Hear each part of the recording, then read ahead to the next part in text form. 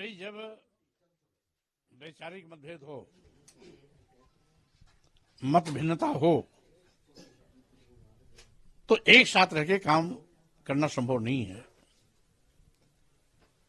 हमने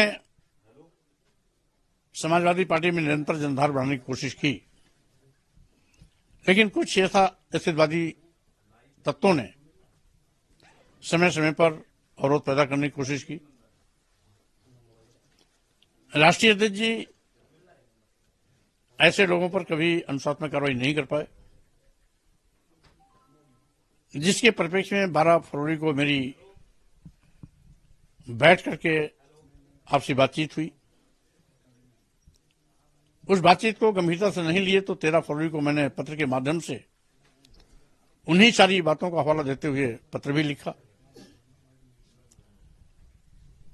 पत्र लिखने के बावजूद भी जब उस पर किसी प्रकार का विचार विमर्श नहीं हुआ तो स्वाभाविक रूप से मैंने कदम आगे बढ़ाया। राष्ट्रीय महासचिव पद से मैंने पहले ही इस्तीफा दे रखा था। आज मैंने समाजवादी पार्टी की प्राथमिक सदस्यता से इस्तीफा दिया, और जब समाजवादी पार्टी की प्राथमिक सदस्यता से इस्तीफा दिया तो नैतिकता के आधार पर, चूंकि समाजवादी पार्टी के प्रत्याशी के रूप में मैं उत्तर प्रदेश विधान परिषद में सदस्य विधान परिषद निर्वाचित किया गया था, इसलिए आज विधान परिषद की सदस्यता से भी मैंने इस्तीफा दे दिया। क्योंकि मैं हमेशा विचारधारा को महत्व देता आया हूं, और विचारधारा के आगे पद बहुत छोटा होता है, पद और आता और जाता रहता है। इसलिए मैंने इस देश में सामाजिक परिवर्तन के उन तमाम महापुरुषों को, जिन्होंने दलितों, आदिवासियों, पिछड़ों, गरीबों, मजलूमों, अल्पसंख्यक, किसानों की लड़ाइयां आजीवन लड़ी है, सामाजिक परिवर्तन के महानायक ज्योतिबा फुले जी, बाबा साहब डॉक्टर अम्बेडकर, मानवर कांशीराम साहब के विचारधारा को मिशन के रूप में मैं निरंतर आगे बढ़ाने का प्रयास करता रहा हूं। पार्टी कोई भी रही हो, लेकिन विचारधारा मेरी हमेशा थाती रही है, और इसी विचारधारा को लेकर के मैं जहां भी रहा हूं वहां काम किया हूं। जब भी विचारधारा पर किसी ने कुठाराघात करने की कोशिश की है, तब मैंने पदों को छोड़ने में देरी भी नहीं की है, नया रास्ता चुना है, और उसी के तहत मैंने फैसला किया है कि आने वाले 22 फरवरी को, यानी 22 फरवरी 2024 को दिल्ली के तालकटोरा स्टेडियम में मैं नई पार्टी का ऐलान करूंगा। साथ ही साथ कार्यकर्ताओं की रायशुमारी कर आगे की रणनीति बनाने का भी काम करूंगा। देखिए, किसी से राजनीति में किसी से व्यक्तिगत लड़ाई का कोई माने नहीं होता है। राजनीति विचारधारा आधारित होती है। विचारधारा की टकराहट ही राजनीति की लड़ाई का मुख्य कारण होता है। मेरी भी समाजवादी पार्टी छोड़ने का जो कारण है, मुख्य रूप से विचारधारा है। क्योंकि समाजवादी पार्टी में एक नया फैशन चल गया है कि नाम है समाजवादी, और आज समाजवादी पार्टी की दुहाई देकर लोग समाजवाद विचारधारा का कत्लेआम कर रहे हैं। धर्मनिरपेक्ष होने की दुहाई देकर के आज यथास्थितिवादी शक्तियों को बढ़ावा दे रहे हैं। आज जो कभी लोहिया जी के विचारधारा पर समाजवादी पार्टी चलती थी, आज वो समाजवादी पार्टी मनुवाद के रास्ते पर जा रही है। इसलिए मैंने वर्तमान समाजवादी पार्टी को टाटा बाय बाय किया, और अब अपने महापुरुषों की विचारधारा को, उनके मिशन को लेकर आगे बढ़ूंगा, और देश के अंतिम पायदान पर खड़े गरीब, मजलूम, मजदूर, किसान, दलित, आदिवासी, पिछड़े और अल्पसंख्यक समाज के लोगों के सम्मान स्वाभिमान की लड़ाई लड़ने के साथ साथ सत्ता शासन में हिस्सेदारी दिलाने का भी प्रयास करूंगा। ये जो नई विजय होगी ये किस गठबंधन का हिस्सा रहेगी, एनडीए के साथ जाएगी या इंडिया अलायंस के साथ? बहरहाल इसकी सार्वजनिक घोषणा तो विधिवत पार्टी बनने के बाद ही किया जाएगा, लेकिन हाँ इतना जरूर है कि वर्तमान राजनीतिक परिवेश में जिस प्रकार से अनुसूचित जाति, अनुसूचित जनजाति, पिछड़ों का आरक्षण खत्म किया जा रहा है, चिर प्रतीक्षित जातिवार जनगणना की मांग ठुकराई जा रही है, करोड़ों नौजवान बेरोजगारी का दंश झेल रहे हैं, महंगाई से आम जनता की कमर टूट रही है, व्यापारियों को भी ईडी के माध्यम से तोड़ने और परेशान करने की कोशिश की जा रही है, संविधान खतरे में है, लोकतंत्र खतरे में है और देश की संपत्तियां भी बेची जा रही हैं, निजी हाथों में दी जा रही है। देश के सभी बंदरगाह बेच दिए गए, एयरपोर्ट बेच दिए गए, एयर इंडिया बेच दिया गया, सभी रेलवे स्टेशन बेच दिए गए, कई दर्जन ट्रेनें बेच दी गई, एलआईसी बेच दी गई। इस तमाम प्रश्नों को देखते हुए इंडिया अलायंस इस देश की आवश्यकता है। तो आपकी विचारधारा इंडिया अलायंस के साथ रहेगी, आप उनका साथ गठबंधन में रहेंगे? हम गठबंधन में रहने की आवश्यकता होगी, गठबंधन में रहेंगे। बाहर से ताकत देने की आवश्यकता पड़ेगी, बाहर से भी ताकत देंगे, लेकिन मकसद हमारा देश बचाना, संविधान बचाना, लोकतंत्र बचाना रहेगा। तो लोग टीका टिप्पणी करते हैं और उसी वार्ता को मैंने 13 फरवरी 2024 को पत्र के माध्यम से भी लिखित रूप से अवगत कराया, लेकिन इन दोनों घटनाक्रम के बावजूद भी राष्ट्रीय अध्यक्ष जी द्वारा जब किसी प्रकार की अग्रिम कोई विचार विमर्श नहीं की गई, वार्ता भी नहीं की गई, तो मैंने प्राथमिक सदस्य से भी इस्तीफा देने का निर्णय लिया। आज प्राथमिक सदस्य से इस्तीफा का पत्र मैंने राष्ट्रीय अध्यक्ष जी को भी भेज दिया और चूंकि समाजवादी पार्टी के प्रत्याशी के रूप में विधानसभा उत्तर प्रदेश निर्वाचन क्षेत्र से मैं विधान परिषद में सदस्य निर्वाचित हुआ था, इसलिए नैतिकता के आधार पर विधान परिषद के माननीय सभापति जी को विधान परिषद की सदस्यता से भी इस्तीफा का पत्र मैंने भेज दिया है। उनसे अनुरोध किया है कि इसे स्वीकार करने की कृपा करें, क्योंकि मैंने सदैव राजनीति में इस देश के दलितों, आदिवासियों, पिछड़ों, अकलियत समाज के लोगों, गरीबों, मजलूमों और किसानों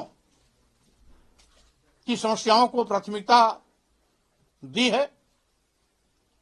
इस देश के सामाजिक परिवर्तन के तमाम उन महापुरुषों, जिसमें मुख्य रूप से सामाजिक परिवर्तन के महानायक ज्योतिबा फुले जी, आरक्षण के जनक छत्रपति साहू जी महाराज, भारतीय संविधान निर्माता बाबा साहब डॉक्टर अम्बेडकर तथा इसी सामाजिक परिवर्तन के महान पुरोधा पेरियार रामास्वामी नायकर, नारायण गुरु, संत गाडगे,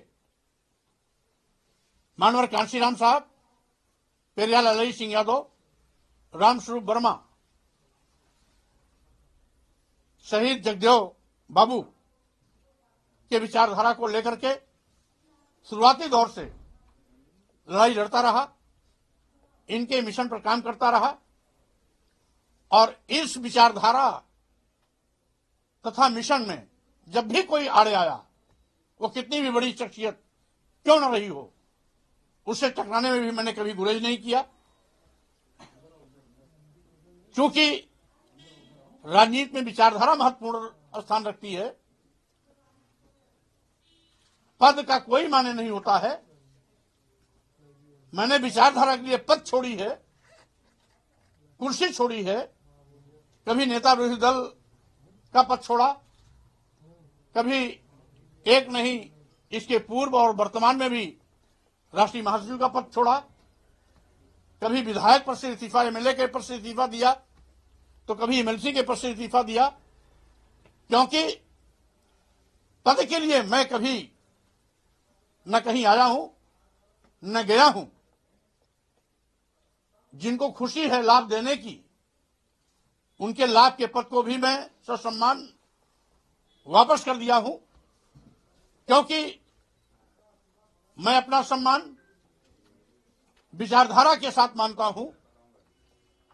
पद गौड़ है, पद और आता जाता है, विचारधारा शाश्वत होती है, टिकाऊ होती है, वैचारिक राजनीति का ही महत्व होता है। इसलिए मैं इन अपने तमाम महापुरुषों की विचारधारा को, इनके मिशन को अपनी थाती मानता हूं और इसी विचारधारा को जीवंत बनाए रखने के लिए मैंने सभी प्रकार के पद का त्याग किया है, विधान परिषद का भी त्याग किया है। अब आने वाली 22 फरवरी 2024 को दिल्ली के तालकटोरा स्टेडियम में कार्यकर्ताओं के साथ समागम होगा, जहां पर आगे की दिशा तय होगी, नई पार्टी का ऐलान होगा और कोशिश होगी इस विचारधारा पर चलते हुए इस देश के गरीबों, दलितों, आदिवासियों, पिछड़ों, अल्पसंख्यक समाज के लोगों के सम्मान स्वाभिमान की रक्षा करने के साथ साथ सत्ता शासन में हिस्सेदारी सुनिश्चित कराने में मैं कामयाब हूं। ऐसी चाहत के साथ मैं कदम आगे बढ़ा रहा हूं और आज जिस तरीके से प्रदेश और देश में बैठी हुई सरकारें इस देश के अनुसूचित जाति, अनुसूचित जनजाति और पिछड़ों का आरक्षण खत्म कर रही हैं, लंबे अरसे से चली आ रही मांग, जातिवाद जनगणना की मांग को ठुकरा रही है, देश के करोड़ों नौजवान को आज उनकी रोजी रोटी रोजगार छीन करके मोहताज बनाया जा रहा है। किसानों को दुगना लाभ दिलाने का वादा करने वाले लोग दुगना लाभ तो नहीं दिला पाए, अलबत्ते उनके रास्ते में कील कांटे बिछाए जा रहे हैं, उन पर लाठियां बरसाई जा रही हैं। व्यापारियों को कमर तोड़ने के लिए ईडी का दुरुपयोग किया जा रहा है। लोकतंत्र को कमजोर करने के लिए ईडी, सीबीआई, इनकम टैक्स के माध्यम से आवाज को कुचलने का प्रयास किया जा रहा है। भारतीय संविधान की भावनाओं से खिलवाड़ किया जा रहा है।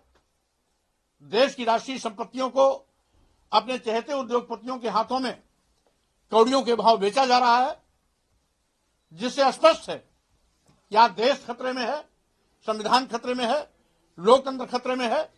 मैं लोकतंत्र, संविधान और देश को बचाने के लिए स्वाभाविक रूप से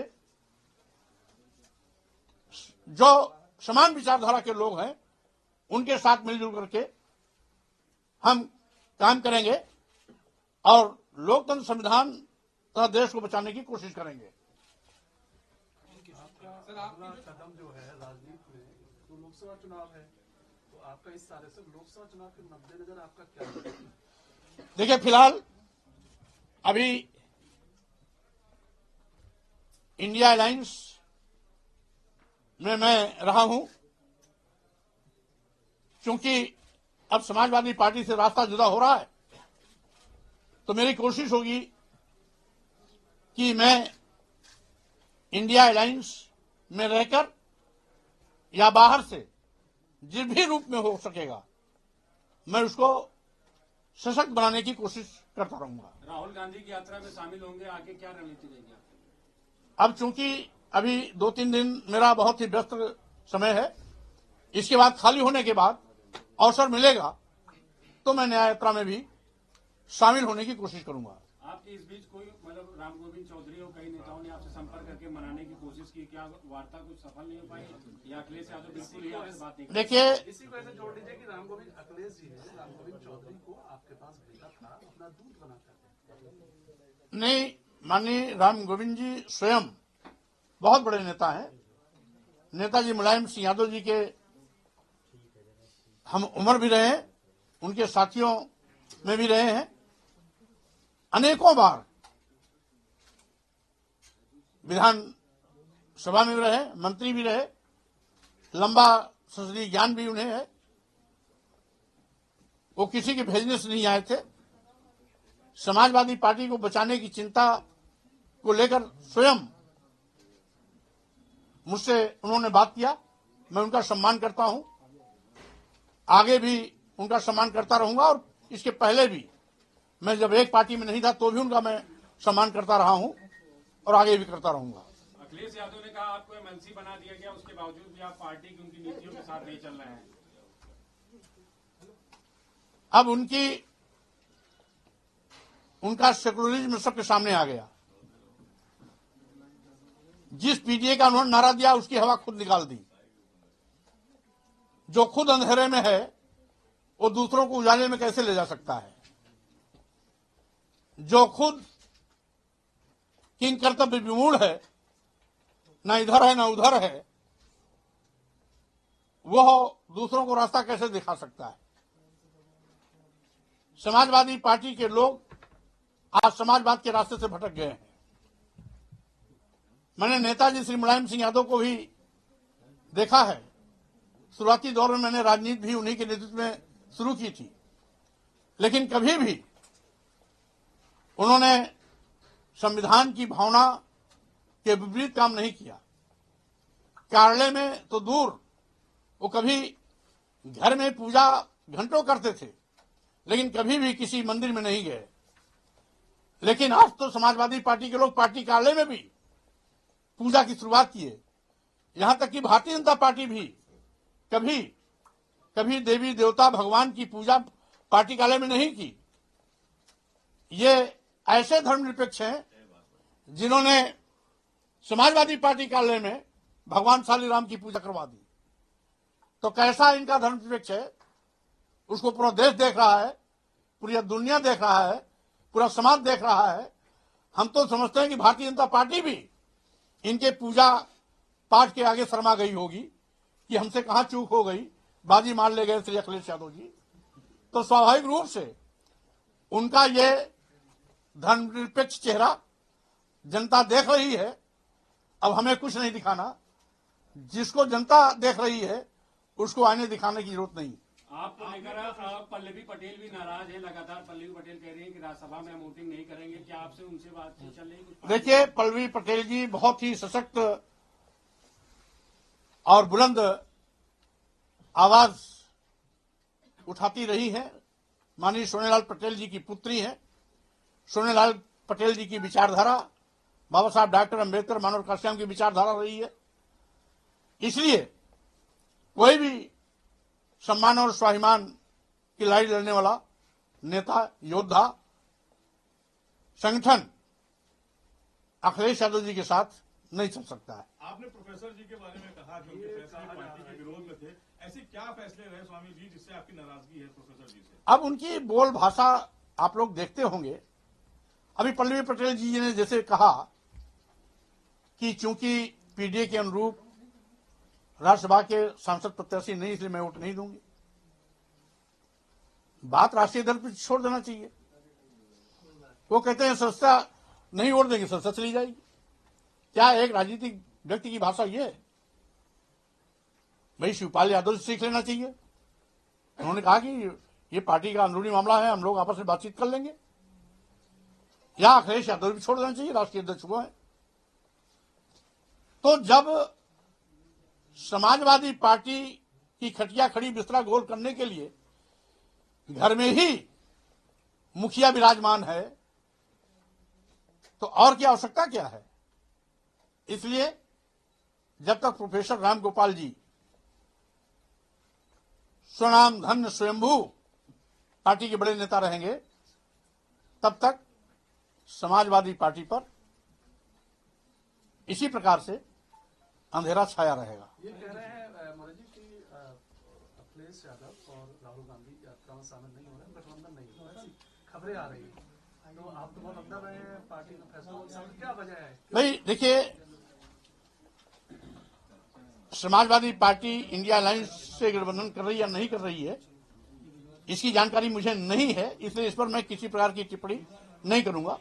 हाँ, इतना जरूर है कि मैं समझता हूं कि इंडिया अलायंस आज देश की आवश्यकता है। स्वामी जी, कई मुस्लिम नेता भी नाराज नजर आ रहे हैं, आप तो पार्टी के अंदर रहे हैं, क्या आपके बाद कई लोगों ने आपसे संपर्क किया? क्योंकि विपक्ष के कई नेता हैं, वो कह रहे हैं कि सपा के विधायक हमसे कह रहे हैं राज्यसभा के लिए, तो क्या आपसे भी कुछ राय मशवरा हुआ? क्योंकि आपने तो इस्तीफा दे दिया कि आगे लाइन बढ़ने वाली है मुस्लिम विधायकों की या नेताओं की। देखिए, चूंकि जब 22 फरवरी को नई पार्टी का ऐलान होगा